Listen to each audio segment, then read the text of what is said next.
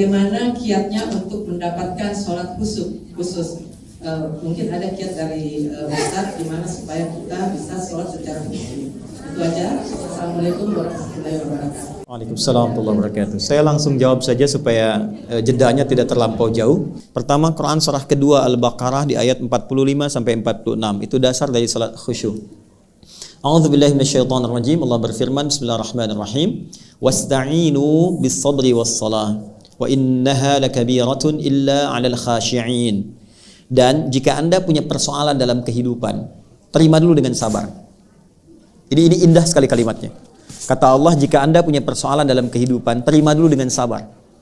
Karena ujian itu diberikan oleh Allah, hakikatnya untuk meningkatkan kualitas hidup, bukan untuk menjadikan kehidupan bermasalah. Indah. La yukallifullahu nafsan illa usaha. Inna ma'al usri. Jadi ketika diuji oleh Allah, terima dulu. Gak mungkin Allah uji kalau saya gak sanggup. Yang kedua, pasti selesai. Itu secara psikologi menyamankan. Nanti setelah itu, bawa itu dalam sholat, kata Allah. Ternyata salah satu desain sholat itu bukan sekedar menjadi kewajiban untuk pembuktian keimanan kita pada Allah, sekaligus juga menjadi rahmat Allah untuk mengentaskan semua persoalan kehidupan kita.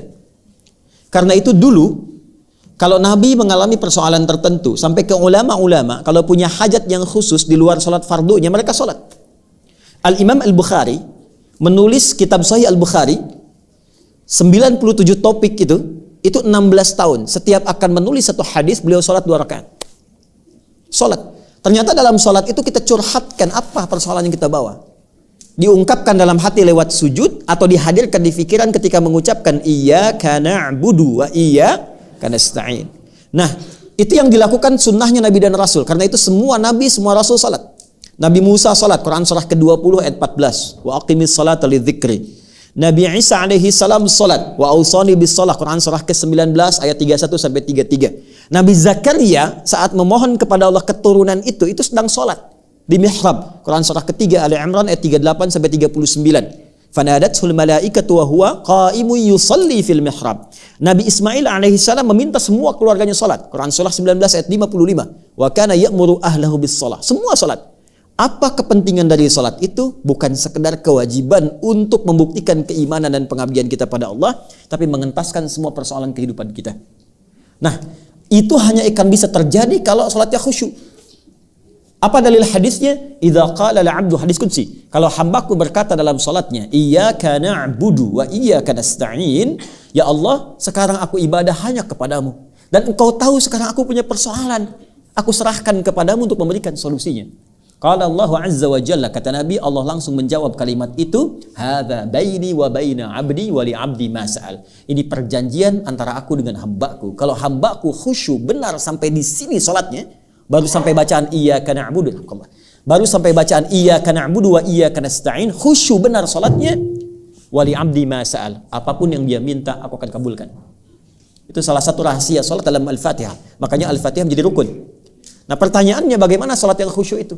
Maka jawabannya di ayat 46-nya. Alladzina yadhunnuna annahum mulaqu rabbihim wa annahum ilaihi raji'un. Khusyuk itu, kata Allah, akan terlihat sebelum hamba itu menunaikan salat. Jadi khusyuk dibagi 3 prosesnya, ya. Pra salat, sedang salat, pasca salat. Jadi khusyuk dimulai sebelum salat, akan terlihat ciri orang khusyuk itu. Bagaimana cirinya? Alladzina yadhunnuna annahum mulaqu rabbihim. Orang khusyuk itu saat akan sholat, dia sudah bersiap-siap merasakan akan menghadap kepada Rabbnya. Rabb itu tingkat tertinggi yang memberikan segala dalam berkehidupan. Kebutuhan, perhatian, perawatan, salah dimaafkan, dosa diampuni. Anda punya pimpinan, hierarkinya tertinggi. Ketika akan menghadap pimpinan, tampilannya beda kan? Anda dipanggil presiden, menghadap ke istana. Apakah akan menggunakan pakaian biasa? Tidak. Pasti akan dandan kan, rapi kan.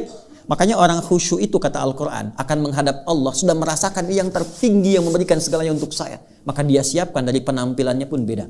Quran surah ke-7 Al-A'raf ayat 31. Ya bani Adama khudhu zinatakum 'inda kulli masjid. Hai anak cucu Adam, kalau sudah tiba panggilan dari masjid, Allahu Akbar, kenakan pakaian terbaiknya. Orang khusyuk itu dari pakaiannya kelihatan. Dia siapkan yang paling baik. Tidak harus mewah, yang paling baik, yang paling layak. yang paling nyaman, dia siapkan wangian untuk laki-laki, ya dia usahakan mendapatkan yang maksimal dari mulai berpakaian sudah kelihatan. Yang kedua, wa annahum ilaihi raji'un. Yang kedua, dia rasakan sebelum memulai sholat. Sholat itu boleh jadi menjadi yang terakhir dia tunaikan dalam hidupnya. Jadi kalau pengen khusyuk, tips yang kedua, rasakan saat akan sholat. Boleh jadi ini adalah sholat yang terakhir yang akan ditunaikan. Makanya Nabi sebelum sholat sering mengatakan, "Shollu sholatan muwadda." Kata Nabi, sholatlah kalian sekarang seperti sholat perpisahan. Bapak Asep ada di sini? Asep ada? Kalau ada saya ganti ya. Nah, ini pasti nggak ada nih. Cepi ada? Hah? Ada? Nggak ada ya? Baik. Pak Cepi dipanggil Allah, apa artinya? Tinggal kan? Makanya ujungnya wa annahum ilaihi raji'un, ujung 46. Wa annahum ilaihi raji'un. Baik, azan itu artinya apa? Panggilan. Panggilan dari siapa? Allah. Berarti kita semua dipanggil siapa? Tahu kapan kita akan kembali? Tidak. Boleh jadi dalam sholat itu kita pulang. Tidak ada yang paling indah kepulangan itu kecuali dalam ketaatan. Dan yang paling indah bukankah saat sujud? Masya Allah. Sujud. Tiba-tiba ya ayyatuhan nafsul mutmainnah, hilang. Mau begitu? Nanti asar ya, sebentar lagi kan sekarang belum. Sabar ya Bu. Udah, tenang dulu, pelan-pelan dulu ya. Jadi yang pertama rasakan. Ini sholat yang akan mengantarkan pada kepulangan. Sehingga mengkondisikan jiwa kita untuk pasrah kepada Allah. Nah, kemudian setelah itu apa yang dilakukan? Takbir. Perhatikan baik-baik, saya masuk ke pokoknya. Takbir. Wa rafa'a yadayhi hadwa mankibaihi. Hadis riwayat Muslim hadis 397 dari Abu Hurairah, sahabat pelakunya Khalad bin Rafi' Az-Zuraiki, diajarkan oleh Nabi, angkat tanganmu sejajar dengan bahumu. Ada yang begini? Nanti di riwayat lain di Ibnu Majah ada yang begini, sejajar dengan daun telinga. Tapi semuanya begini. Artinya apa? Ketika Anda mulai bertakbir menghadap ke arah kiblat, buang semua urusan dunia ke belakang, pasrahkan diri pada Allah. Itu rahasianya. Jadi kalau ingin khusyuk, dunia jangan dibawa. Kalau sedang takbir tuh angkat, buang semua urusan dia ke belakang, jangan dibawa. Problemnya sekarang, orang sholat, dia bertakbir, tapi dunianya masih ikut. Lisannya Allahu Akbar, tapi di kepalanya motor Hu Akbar, mobil Hu Akbar. Yang sekarang paling dahsyat, status Hu Akbar. Ya. Sehingga teringat terus. Ada yang tega membatalkan hubungannya dengan Allah hanya untuk meneruskan hubungan dengan makhluk. Allahu Akbar, tang ting tung ting tang ting tung. Halo? Terus ketika dia berdoa nuntutnya luar biasa, ya Allah tolong kabulkan.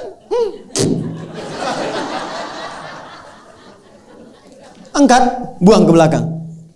Nah, di fase ini hadis Abu Daud, ini Nabi yang menyampaikan. Ingat ya, saya runtutkan betul. Ketika Anda belum sholat, itu sudah akan terasa pengen khusyuk. Tapi ketika sudah mulai bertakbir, kata Nabi, fayaqulu syaitanu, maka setan akan datang membisikkan. Namanya khanzab. Udhkur kada. Ingat ini, ingat itu. Anda sekhusyuk apapun, kalau sebelum sholat, itu kuat. Tapi setelah bertakbir, bisa muncul di kepala itu. Nah, itu setan. Mulai bekerja. Hatta, hadisnya teruskan. Hatta la yash'ura al-musalli kam rak'atan yusalli, sampai ada orang sholat lupa berapa rakaat sedang menunaikan sholatnya. Itu hadis. Ya. Kalau nggak percaya, nanti sholat asar ketika Anda takbir, bahkan kalimat itu akan diulang. Akan ada yang membisikkan di telinga Anda, itu setan. Itu setan itu yang membisikkan itu. Sudah mulai muncul. Untuk mencegah itu caranya bagaimana? Pindah ke Quran surah 29 ayat 45. Ini yang tadi saya tuliskan. Saya yakin Anda tengahnya hafal, tapi awalnya jarang dibaca, itu problemnya. Saya cek ya, tengahnya pasti hafal. Innas sholata tanha. Tuh. Yakin saya. Coba baca awal ayatnya. Tuh. Padahal innas sholata tanha 'anil fahsya'i wal munkar itu hasilnya, kuncinya awalnya. Utlu ma uhiya ilaika minal kitab wa aqimis shalah. Itu awal ayatnya. Utlu secara cepat karena waktunya terbatas, dari kata tilawah. Ada qiraah, ada tilawah. Kalau qiraah cuma baca, secara umum maknanya membaca tidak menuntut pemahaman. Itu qiraah. Orangnya disebut qari. Kalau Anda ada acara, ada pembaca Quran disebut qari kan? Kan dia cuma baca kan? Tidak menerjemahkan kan? Baik, tapi kalau bacaan itu menuntut kita untuk memahami dan mengamalkan apa yang dipahami, itu namanya tilawah. Karena itu biasanya kalau ada qari baca, di sampingnya ada penerjemah untuk memahamkan. Siapa namanya? Sari tilawah. Mungkin boleh jadi waktu itu yang pertama kali tilawah Bu Sari, makanya Sari tilawah. Kalau Pak Heri maka menjadi Heri tilawah. Karena bahasa Arabnya cukup tilawah, nggak ada sarinya gitu. Asalnya begitu. Tilawah itu artinya baca, pahami, amalkan. Rumusnya kata Quran, kalau baca saja iqra, kalau pahami, amalkan utslu. Maka ayat yang mengatakan, hei sebelum sholat, pelajari dulu semua bacaan sholat. Pahami. Kalau sudah paham, jadi ketika tangan mengangkat, lisan bicara Allahu Akbar, fikiran menerjemahkan. Sehingga fikiran kita tidak dikuasai setan. Allahu Akbar, fikiran menerjemahkan Allah Maha Besar, hati meresapi, ya Allah, aku sekarang mengikrarkan Engkau Maha Besar, tapi bahkan sebelum sholat aku merasa besar dari orang lain, sombong dari kawan, angkuh dari pasangan, merasa yang paling terhormat lebih daripada orang lain. Aku bertaubat ya Allah. Maka Anda katakan, Allahumma ba'id baini wa baina khataayaya kama ba'adta bainal masyriqi wal maghrib. Ya kecilnya itu pengakuan, ya Allah, aku mengakui selama ini aku banyak salahnya, tapi aku memahami Engkau banyak rahmatnya. Maka mohon jauhkan antara aku dan kesalahanku di hari kiamat nanti, sejauh Engkau jauhkan timur dan barat yang tidak pernah bertemu satu dengan keduanya. Karena setiap kesalahan akan dipertemukan dengan pemiliknya. Wa may ya'mal mithqala dzarratin syarran yarah. Ya, kita minta dijauhkan. Kalau perlu ya Allah, hilangkan dengan es yang sangat dingin, bil ma'i wath thalji wal barad. Atau kita katakan wajjahtu wajhiya lilladzi fataras samawati wal arda hanifan muslima wa ma ana minal inna salati wa nusuki wa mahyaya lillahi rabbin la syarika lahu wa bidzalika umirtu wa ana minal muslimin. Itu dalam sekali. Ya Allah, aku taubat. Aku hadapkan diriku pasrah sepenuhnya kepadamu. Sungguh ya Allah, kalau sampai saat ini aku hidup, aku salat, aku ibadah, atau Engkau wafatkan, dalam sekali. Wa mamati itu maksudnya begini, atau Engkau wafatkan aku sekarang dalam salat, aku ikhlas. Tapi bila Engkau beri kesempatan aku hidup setelah ini, bimbing aku ya Allah untuk patuh kepadamu dengan sempurna. Wa ana minal muslimin. Jadi kalau kita paham, itu baru keluar kalimat Allahu Akbar bisa gemetar. Itu yang terjadi pada Abu Bakar As-Siddiq. Jadi beliau itu kalau sudah bertakbir itu sudah menangis. Dan sudah merasakan konektivitas yang kuat dengan Allah. Makanya Ali bin Abi Thalib radhiyallahu taala anhu ketika terluka di kakinya, ya, ada yang mengatakan kena anak panah. Ya, maka ketika akan dicabut sakitnya luar biasa. Ada satu sahabat mengatakan, saya tahu bagaimana dan kapan saat mencabutnya. Maka ketika sholat dicabut anak panah itu dan tidak berubah ekspresi beliau, diam, seakan-akan tidak ada apa-apa. Biasanya kalau level imannya sudah tinggi luar biasa, itu sampai bahasa hatinya pun terkoneksikan dengan arasy yang sangat tinggi. Kisah nyata dari orang-orang soleh. Dulu masih banyak buku-buku tentang orang-orang soleh. Bapak Ibu sekalian, ada seorang alim, solehnya luar biasa, abid. Jadi kalau alim ulama saja, abid itu rajin ibadah. Dia malam-malam keluar untuk berperjalanan. Tiba-tiba kemalaman, singgah dia di tepi hutan, istirahat. Malam dia bangkit salat. Ketika sedang akan menunaikan salat, mulai bertakbir Allahu Akbar, datanglah harimau yang sudah siap menerkam gitu. Maka dia katakan, ya khalqallah, hei makhluk Allah, jika memang aku adalah rizki yang telah Allah tetapkan untuk kau makan, silahkan terkam aku senyamanmu. Tapi jika memang aku bukan rizki yang telah Allah tetapkan untukmu, maka jangan ganggu ibadahku. Bukan jangan makan aku, jangan ganggu ibadahku, atau aku mohonkan kepada Allah untuk menghancurkan kau saat ini juga. Atau apa yang terjadi? Binatang itu pergi meninggalkannya, langsung pergi begitu saja. Maka dia kemudian melanjutkan ibadahnya. Ketika konektivitas itu tinggi, khusyuk itu mendalam luar biasa, jawaban datang dan kalimat yang disampaikan begitu sangat luar biasa. Walam yakhsha illallah, nggak ada ketakutan, nggak ada kemapanan kecuali konektivitasnya hanya Allah. Kalau ingin merasakan sampai ke titik itu, nanti malam cek ya, begitu sholat ada nyamuk misalnya nempel. Hei nyamuk, kalau memang ini rezeki yang Allah tetapkan untukmu, sedot yang banyak. Tapi kalau bukan, jangan ganggu tahajud saya, atau saya mohonkan kepada Allah untuk menghukum engkau dan menghancurkan kau saat ini juga. Kalau dia langsung pergi, bagus. Tapi kalau dia betah, nah, tes kembali. Jadi kurang lebih demikian ya Bu ya. Maaf, itu hanya pengantar saja. Nanti kalau mau lengkap harus diturunkan sampai salam Bu. Kan bab sholat itu dari takbir sampai salam, ya kan? Misalnya kalau surat itu apa? Iftitah itu kenapa disebut iftitah? Kenapa setelah iftitah ada Fatihah? Kenapa setelah Fatihah ada surat? Kenapa setelah surat itu pilihannya bisa banyak 114? Apa yang dibaca? Kenapa ruku disebut ruku? Apakah kalau Anda sedang sholat ada makmum ada imam di depan, kalau imam langsung ruku, apakah Anda baca Fatihah dulu atau langsung ruku? Itu banyak babnya.